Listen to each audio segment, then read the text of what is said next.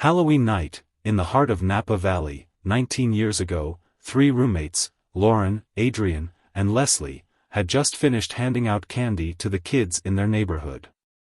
The roommates had a relaxing Halloween at home, hanging out and watching TV before saying goodnight. Lauren went to bed around 11 o'clock, but she was suddenly woken up in the dead of night by her dog, Chloe, barking at the window. Something set off a motion detector outside, causing a light to turn on. Assuming it was a neighborhood cat that had set off the sensor in the past, Lauren tried not to worry about it and got Chloe to come back to bed. Her reaction was basically to quiet her down, so she said, "Chloe, it's okay, shoo, shoo, shoo," and told her to lie down again. Then she heard the screaming and cries for help. Lauren knew right away that it was something awful. Someone else was in the house, and Lauren and her roommates were all in danger. Terrified that Adriane and Leslie were being attacked, Lauren jumped out of bed and ran to her bedroom door, working up the courage to face whoever was in the house. She stepped out of her room, but suddenly she stopped in her tracks when she heard footsteps coming down the stairs.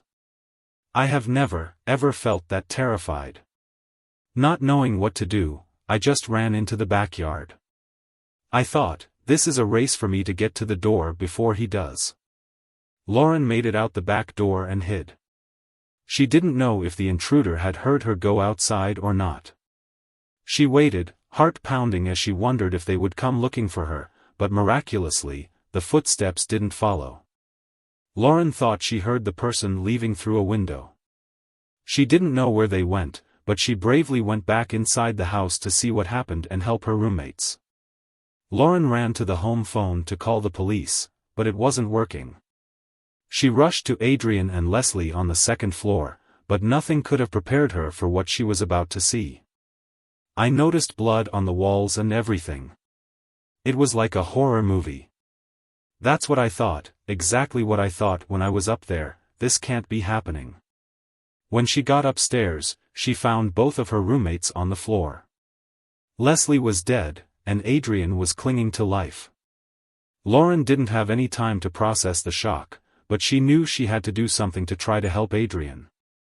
Terrified, she quickly found her cell phone, grabbed her dog, Chloe, and ran to her car to call the police. They told Lauren to go back to the house.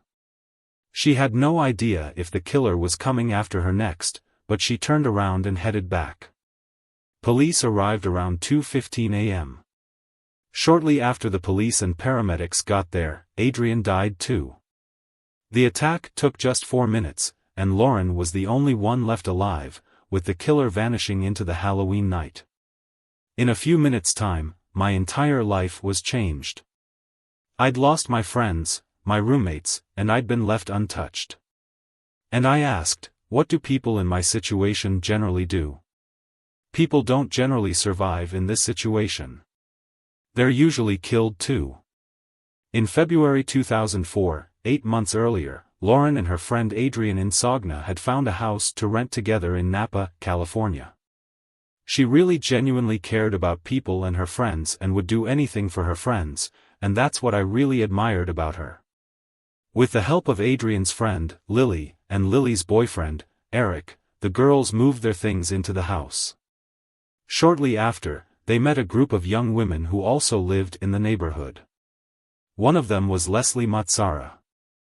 Leslie was very, very outgoing and very spunky. I had never met anyone like her. Just warm and southern hospitality, everything. Everybody kind of was drawn to her. Leslie's roommates were planning to move out, and Lauren and Adriane invited her to move in with them. They had an open third bedroom, and she moved in June. The 3 young women became close friends, but 4 months later, their idyllic life was shattered.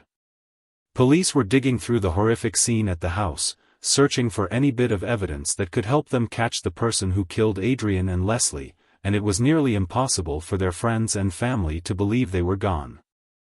The pain was just excruciating. I could not accept that someone wanted to kill my child. Someone hated her and wanted her gone. Investigators found blood on the blinds, where they thought the killer broke into the house. They also found zip ties tied together with a rubber band and cigarette butts right outside. None of the roommates smoked, so the attacker might have smoked outside their house, waiting for a while before breaking in. They didn't find a murder weapon, but Leslie and Adriane were both stabbed repeatedly. Police determined that Leslie was likely asleep when she was attacked, and then Adriane ran in, trying to save her friend. It was a struggle up to the very end. She did not go down lightly. She was a fighter. She was a scrappy girl. She would have fought very, very hard, and I hope she hurt him. With how violent the attack was, police don't think it was random. They believe the killer likely knew the girls. Lauren was able to escape, but she lost 2 of her friends over the course of just a few minutes. She was the only other person in the house, and she wants to do all she can to help, but she didn't see the killer's face, and she's worried he could still be after her. I can only imagine her fear. It must have been just horrible. No one has any idea why Leslie and Adriane were targeted. Police ask around the neighborhood, but because it happened on Halloween night, there were lots of people out in costumes and masks throughout the evening, approaching different houses in the neighborhood. An intruder could easily sneak around without looking suspicious. What it does is it turns my world into looking around and having a suspicion about I was thinking everybody was a suspect, any of my friends, or awful. Investigators look at the girl's close circle, friends, ex-boyfriends, anyone who might have held a grudge against them for any reason. Leslie was a former beauty queen, and she traveled across the country, meeting and socializing with lots of people. She was also the first one who was attacked, so police wonder if she was the target. They get DNA samples of hundreds of men connected to the girls, their relatives, friends, and neighbors, but none of them match what was found at the scene. They also look at registered sex offenders in the area. Everywhere they turn is a dead end, and it seems like they're not getting any closer to catching who did it. Adriane's mom finds support from Adriane's best friend, Lily, and Lily's husband, Eric. Together, they refuse to give up hope that they'll catch the person who killed them. Somebody would have had to notice a friend of theirs acting strange or had bruises. It doesn't seem like somebody could just walk away from it and be fine. Somebody must have seen something. Somebody out there knows something. It's now been months since the attack, and Lauren is still traumatized from what she went through. She's grieving the loss of her friends, but she also faces criticism and doubts about her own story from others. She's overwhelmed with guilt and questions about how she's still alive when her roommates were both killed. And with no progress in the investigation, she continues to worry that the killer might come back for her. She's constantly looking over her shoulder, wondering if they could be hiding in the shadows. It's hard to go to sleep, and it's hard to be quiet. When everything goes quiet and it's dark, that's when everything comes back, every night. It was the weirdest feeling ever. I didn't want anybody to touch me. My mom would try to console me a little bit, and I'm like, don't touch me. Even though she's been suffering, she also does everything she can to help with the investigation. She thinks through all her past conversations with her friends, trying to think if there might be anyone who would want to hurt them. But she can't think of anything, and as police eliminate more and more potential suspects without finding any promising leads, it seems like there's no end in sight. Lauren takes matters into her own hands. She has to do something, and she sets up a phone call with 2 Los Angeles psychics, Marty and Michael Perry. They say they're able to communicate with Adriane and Leslie, and Lauren tells investigators. Desperate for answers, police agree to work with the psychics to see if they can figure anything out. The psychics make a sketch of the killer, saying they're able to put it together with the help of Adriane and Leslie. I did ask the girls on the other side to send me an image of the perpetrator. The biggest feeling was the goatee. After the session, they emailed it to me. I remember looking at it. It actually looked familiar. Lauren sends the sketch to the police, hoping someone else might recognize it too. They add it to the case file and schedule an in-person meeting with the psychics. Michael Perry claims to connect with Adriane. This time, he hears a familiar name. I said to Lauren, "Who's Lily?" It seems like it could be a breakthrough. Lauren thinks of Adriane's best friend, Lily Prudhomme. Lily, Adriane, Lauren, and Leslie often hung out together, but Lauren has no idea how she could be connected to the murders. Lauren felt just as I did, that it was just Adriane's best friend and that it really didn't have any significance, other than Adriane was trying to maybe get a message to Lily. In September 2005, nearly a year after the attacks, Halloween is approaching again, and with the killer still on the loose, families in Napa are terrified. Every investigative lead had been followed up, and there were no leads. They could not figure it out. The police were frustrated. Certainly, the victims' families were frustrated. People were genuinely afraid that the killer might strike again. On September 22, police made the decision to reveal to the public that they found a rare brand of cigarette butts at the scene, Camel Turkish Gold. Stores that sold them would often only sell 1 or 2 packs a week, and the DNA from the butts left at the scene matched with the killer's blood found in the house. The decision was made to come out with some of this information to see if it might get somebody to talk and put some pressure on the suspect. The decision to reveal the brand of cigarettes to the public paid off, making it seem like police were closing in on a suspect. With the pressure growing, a man turned himself in just 5 days later. Adriane's mom received a call from the police with the news. The police sergeant told me that they had made an arrest. My next words were, "Who was it?" And I was not at all prepared for the answer to that question. The man was Eric Koppel. I was stunned and I said, "Lily's husband?" It's like I'm hearing it, but am I hearing the right thing?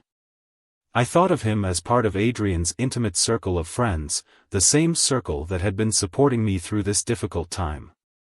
In February 2005, 7 months before Eric Koppel turned himself in, he got married to Lily, Adriane's best friend. Adriane was supposed to speak at their wedding, so they asked Adriane's mom to speak in her honor.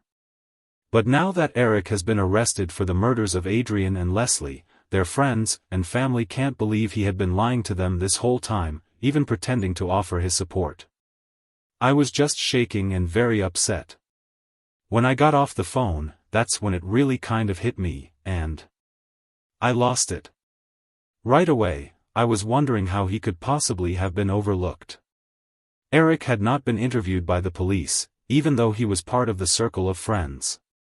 He was on a list at one point to be interviewed. I don't recall why it didn't happen. Police finally had the culprit, and he was much closer to home than anyone thought. He also didn't have any criminal record. Investigators found out that Lily and Eric were at a party on Halloween night, and Eric had a lot to drink. He and Lily had a fight, and she dropped him off at their apartment and went to stay at her parents' place for the night, leaving him alone. He claimed that while he had some memory of leaving his house and taking a knife, he didn't know why he did that. After the attacks, he burned all his clothes, trying to do everything he could to avoid being caught. But Eric smoked outside the house before breaking in, and saliva from the cigarette butts left at the scene, the blood on the blinds, and Eric's DNA all matched. But even though he turned himself in, he didn't reveal why he killed Adriane and Leslie. That is the burning question: why? What caused him to commit these horrible murders? Throughout the investigation, police largely focused on Leslie's connection to the killer, figuring she was the target, but they might have been looking in the wrong place. In March of 2004, 7 months before the attack, Lily called off her engagement with Eric. He had drinking problems, and she was upset that he refused to get help. It appeared that some people, and possibly Adriane, were telling Lily that she could do better and that she shouldn't be involved with Eric Koppel, as he wasn't good enough for her. Lily seemed to come alive when she was with Adriane, and Eric likely felt threatened. Adriane and Lily had planned a trip to Australia together, and he was deathly afraid of losing her. So his answer was, "Kill the one that's in the way of my happiness with Lily. Kill the problem." On December 5, 2006, Eric Koppel pleaded guilty to 2 counts of first-degree murder. He accepted a plea deal, and in exchange, he didn't face the possibility of the death penalty. The decision to offer the plea deal was made after talking with Adriane and Leslie's families, who wanted a different punishment for him. We wanted him to suffer. We wanted him to suffer every day for a long, long time. At Eric Koppel's sentencing, Adriane's mom, Arlene, got the chance to speak to him directly. In a powerful statement, she forced him to face the reality of what he had done and how many people he had betrayed. You knew Adriane. She counted you among her friends. You are a man who violently stabbed to death the best friend of the woman you love. You cannot love Lily and bring a knife into Adriane's home and stab her again, and again, and again. While in the coming years, the memory of Leslie and Adriane will remain clear and shining bright in our hearts, I will think of you no more. Eric's wife Lily also spoke, offering her support to Adriane and Leslie's families. When she spoke to Eric directly, her statement shocked people in the courtroom, but Adriane's mom still had sympathy for her. My heart goes out to both Arlene and Kathy, and to the rest of their families and friends. Eric, there is nothing in this world that you could do to make me love you less. Adriane's mom reflected, I told myself that there is no way that I could know what she was going through. There is no way I could put myself in her position. I think that Lily was like another sister to Adriane. She could not have even suspected that her husband was involved with that. Then, Eric Koppel spoke. He admitted that he was worried his relationship with Lily was falling apart. He even tried to get people to feel for him, breaking down as he claimed to feel intense regret for what he had done. Voice doesn't work. I am a broken man. Oh, this sucks. The words evade me to articulate the depths of my sorrow. I did believe that he was truly remorseful. Those were real tears that he was crying, but not for us. I believe he was crying for himself. Eric Koppel was sentenced to life without parole. Lily divorced him after he was convicted. Adriane and Leslie's friends and families finally had closure. Their killer had been brought to justice, and he would never be able to hurt anyone again. It's a long healing process, but today, Lauren finds hope in her continuing bond with Adriane and Leslie. The experience with the Perrys has given me a faith that after we pass, we can still have a connection to the ones we've loved in this lifetime. And I tell the girls this every day, I will never forget them. I'll never forget what they had to go through. During Leslie's life, she was passionate about child abuse prevention. She even raised money to help build safe houses for abused children. In 2010, Calvary Home for Children built the Matsara Cottage, named in honor of Leslie, helping to continue her mission of providing shelter and care for kids in need. Leslie's life speaks for itself. I'm so grateful that I got to be her mom and that she brightened our lives. She was a gift. Leslie and Adriane's memories live on. Their families and friends continue to think of them every day, spreading the love and care that they showed throughout their lives. This car is Adriane's car, and I haven't even changed the preset radio buttons. So every time I get in this car and turn on the radio, I feel that she's with me, and that the day is going to be a good day. It makes me feel happy to know that as long as I live, Adriane will be loved.